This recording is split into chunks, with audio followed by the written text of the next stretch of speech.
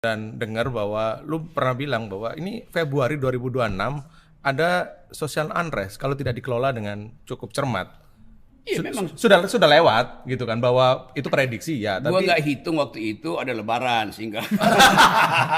Lebaran. Tapi itu terjadi kan. Lebarannya kan Ya kan Februari. Februari social unrest. Yes. Dan itu unrestnya itu dicemaskan oleh tentara kirim 100.000 orang ke Jakarta. Jakarta. Kan sama aja kan dengan alasan apapun. Ya. Ya itu urusan dengan Iran ya itu terlalu jauh lah kalau soal itu kan. Yang jelas masing-masing player politik di belakang layar mengintip potensial terjadinya social unrest. Maka ya saling kirim Pasukan. sinyal, Ya. kirim apa namanya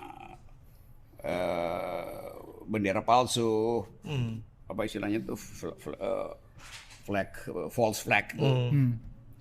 Dan itu yang menyebabkan kita resah kan.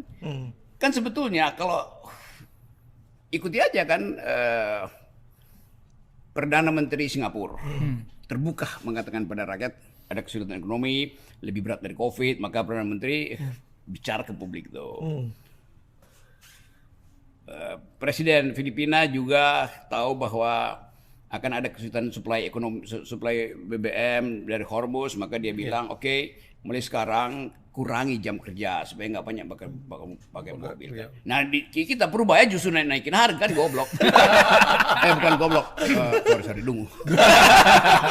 Ya kan ada alternatif, udah kurangi aja jam kerja supaya konsumsi BBM Turun ya. ini justru naikin harga ya dalam keadaan ekonomi buruk, pendapatan nggak ada kan.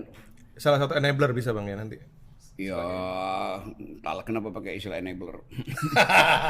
Tapi menurut lu kalau misalkan itu terjadi akan lebih parah dibandingkan Agustus 2025 nggak? Pasti lebih parah tuh.